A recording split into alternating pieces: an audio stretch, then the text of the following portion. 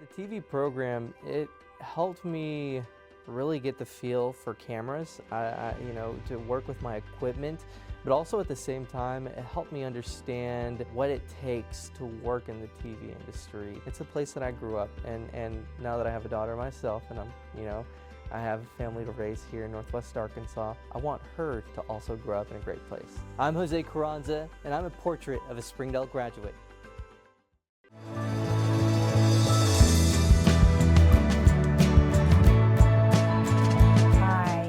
For joining us for this episode of Springdale Today. I'm your host, Mary Jordan. Today's episode is all about the culinary arts, and we're recording today from Tyson School of Innovation's Culinary Arts class. Joining us today is culinary arts instructor Sherry Rickard, chef William Mauk, who is the chef and owner of Bienvenue in Springdale, and student Ian Elliott. And we're going to be talking a little bit about the restaurant and some of the amazing opportunities that it offers for Springdale, in addition to its French Fair, as well as the opportunities it offers for our students. Thank you all for being here today. We sure do appreciate it. Sherry, what an exciting job to have as a culinary arts instructor. What brought you to Springdale? What can you tell us about your time with the district? I'm finishing my third year here in Springdale at Tyson. Before I was here, they went up to level 2 culinary. Since then, we've added a third level, and that is where Ian is now. Before I came here, I was at another high school for 9 years where I started the food production program there.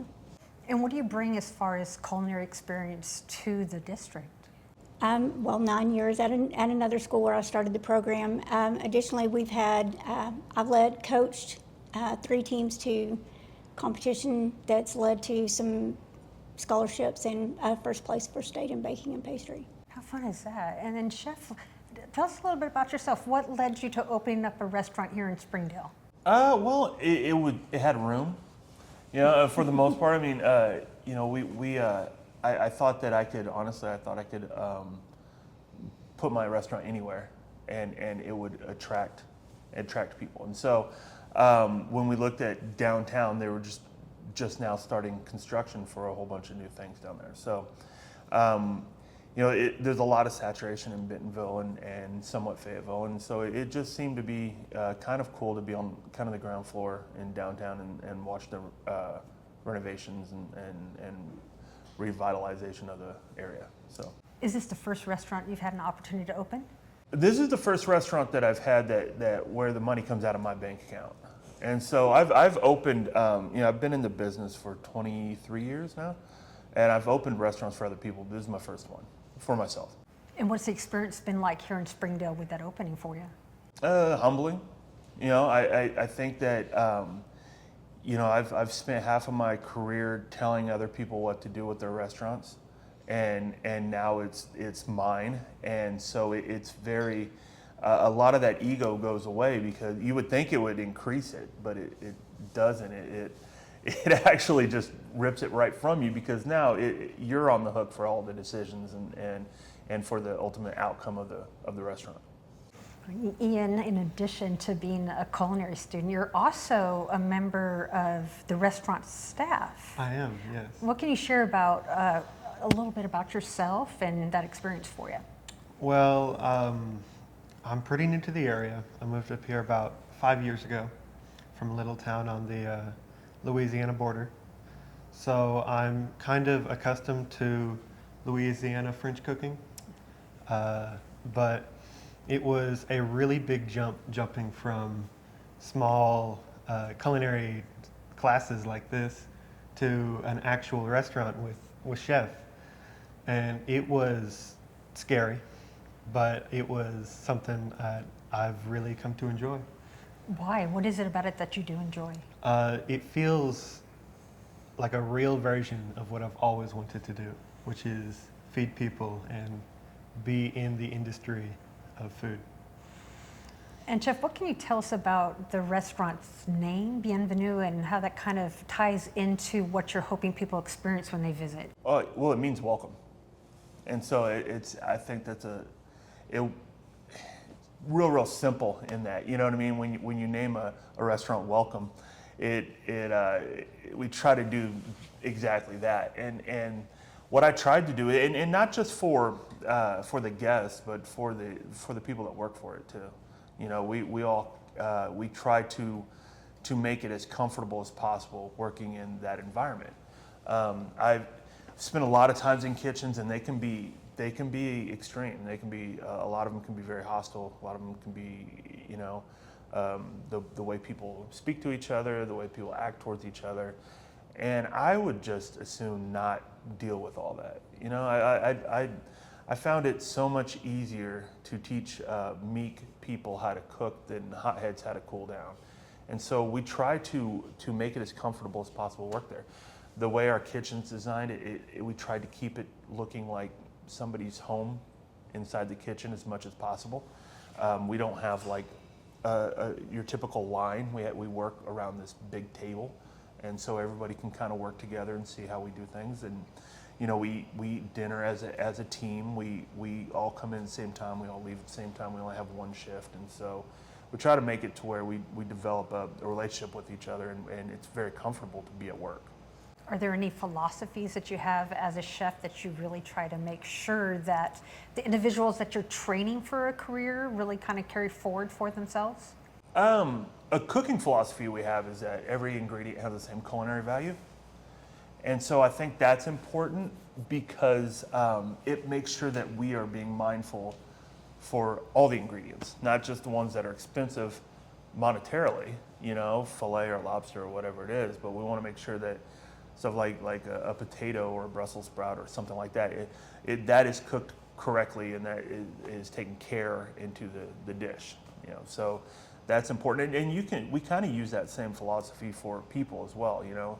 Got a lot of potatoes, and and they deserve all the care and effort into making that great, just as well as any piece of meat or anything like that. So thank you for sharing that with us. And Sherry, what are you doing to sort of help students prepare for that professional experience in a working kitchen? Well, in every level of culinary here at SOI, we have a learning goal of career development, career investigation. I do my best to connect them with people in the industry that students can learn from. And I think that Ian has met quite a few people since he's been in this class. We have guest speakers that come in, and we've taken some field trips to learn more about food science and some things that are outside of restaurant, because we're so much bigger than that. Our program starts with nutrition and food safety, and some people, that may be as far as they go. They may want to be a dietitian. So I try to make that opportunity available for them to see different areas. We go to Tyson, all the way, get them exposed, and then get them connected if they have an interest in it. We were out here earlier this morning, and kids were making cheese and cakes and such. Can you tell us a little bit about what a typical day might look like for a student in your classroom? We are 90% hands-on in this class. There's a little bit of prep work, work plans and things like that they learn right off the bat. They learn about mise en place, but as they get out of the foundational and they've got their cooking methods and things like that, the class that you saw was an upper level, and Ian was actually in that class. Those kids are doing projects that are more self-led than than teacher-directed. Ian and his partners wanted to learn more about cheese making. I have some kids that are more interested in bakery. So the starting kids, Culinary 1, they are more traditional. They do have more book work.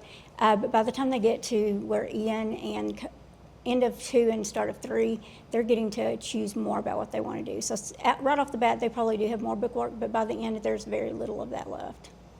And then, Chef, how did you discover Ian, and what kind of work do you have him doing at the restaurant? First, do you have a relation to Julian? He's part of your family, or just Lily? Lily. Just Lily. Okay, so Julian, another one of the students one of your students, he applied at the restaurant. And then he told his friends about it, and now I've got 3 of them. And Lily, she works in the front of the house. We don't have a spot for her in the back yet, but no, they applied, and we decided to take them on. And it's one of those things where I don't necessarily view any of the resumes as they're not really gonna wow any. You know what I mean? it's just one of those things. Is like you may as well, you know. I mean, you may as well have them come in and see if they like it, and if it works out, it works out. You know, we try not to put so much pressure on them to where it makes it to where they're not comfortable being in there.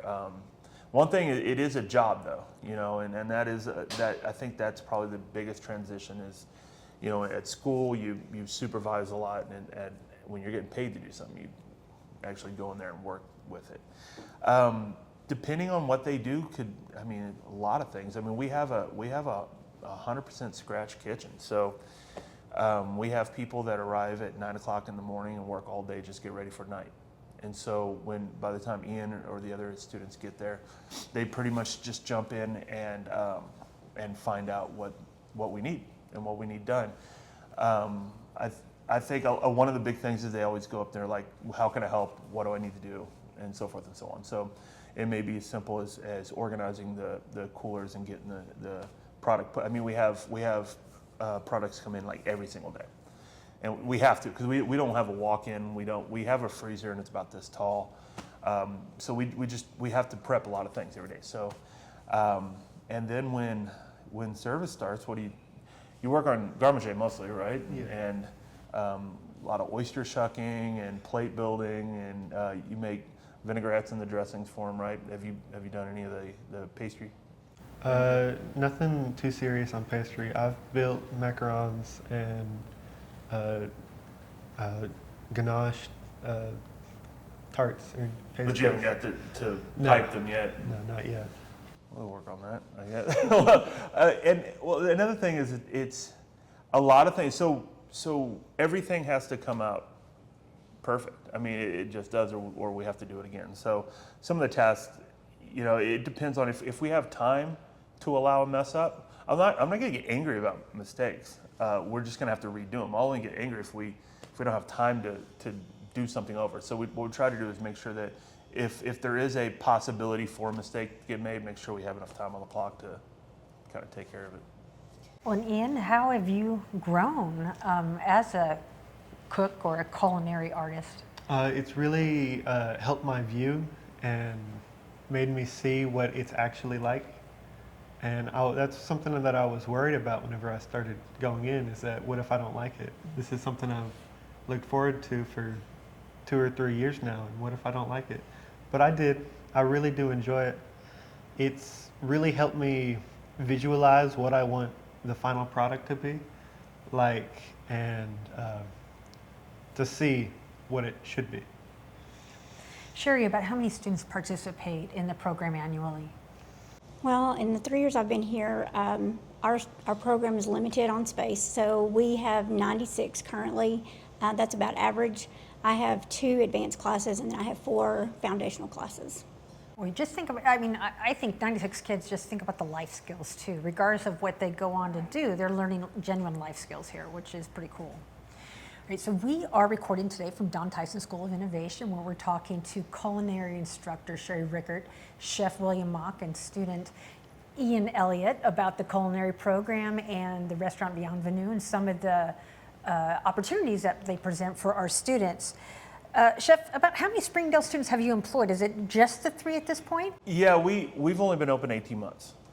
So I don't know what's going to happen when they decide to graduate. And so I guess we'll play it by ear. It's a small kitchen. I mean, it really is. And so, yeah, we're kind of maxed out as far as right now. And I will probably look to bringing in another high school student once one of these guys leave or whatever they go off to go do. And then what's your experience like? What have you discovered having these students on your staff? Oh, it's fun. It keeps you.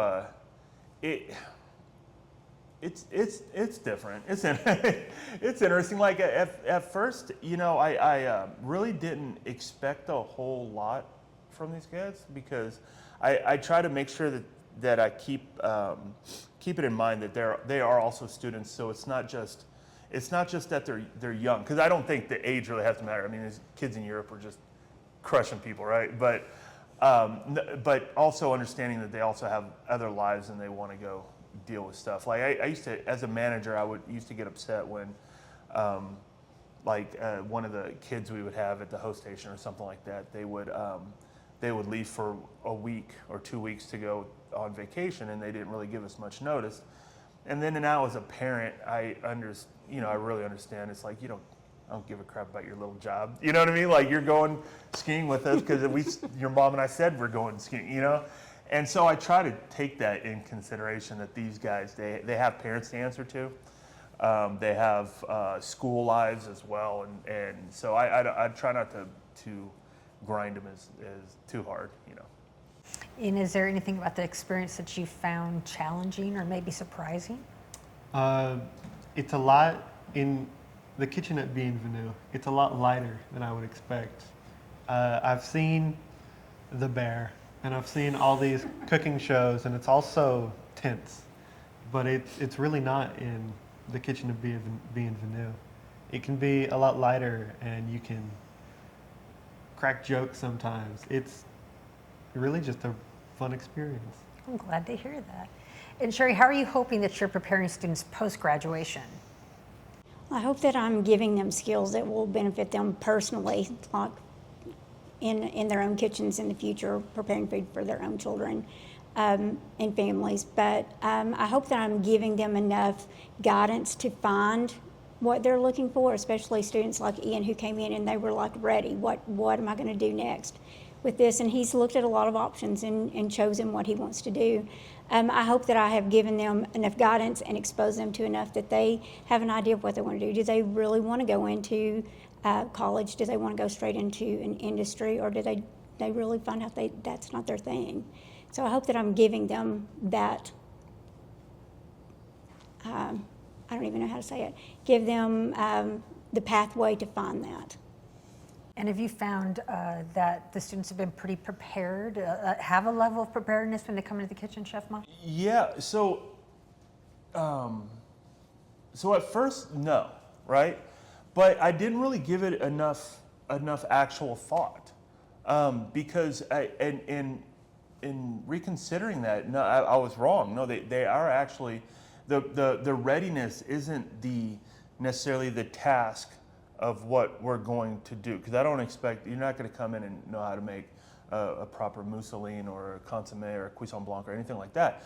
But they're coming in, they know that, get their apron on, get their station set up, put a cutting board down, hold the knife, and it's just very small little, like, okay, no, try it like this instead. And that is something that as looking back, I have had people coming in with just like blank stares.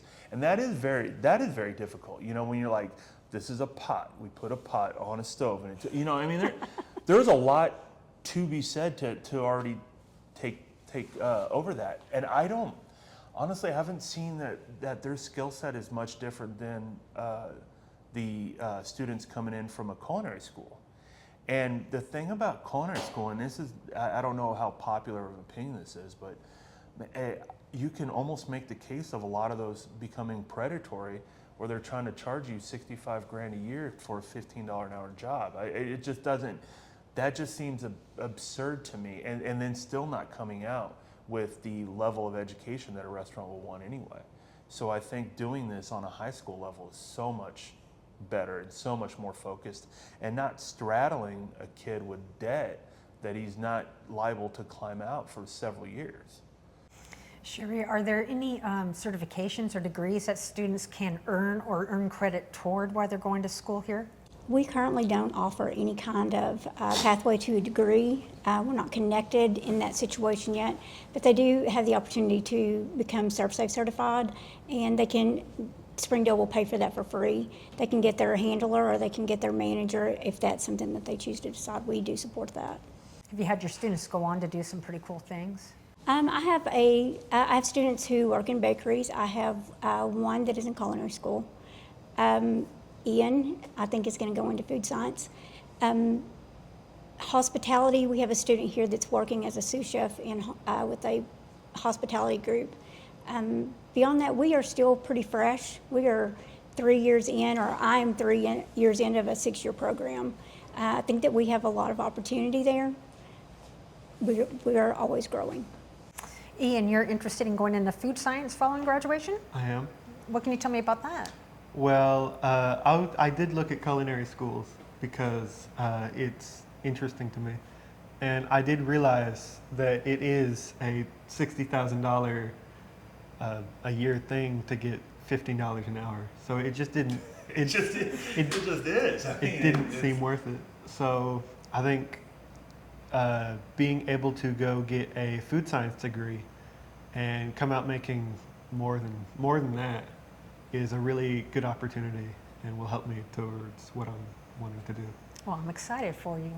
Chef Mauk, is there anything coming up with Bienvenue that you want to share that people can look forward to in the future as well? We have a 42-seat restaurant and a very highly trained staff. So I'm always having to come up with something at Bienvenue to keep me entertained or not bored. So we do a lot of things. We have one interesting thing. We sell the most French wine of any other restaurant any other restaurant in the state of Arkansas.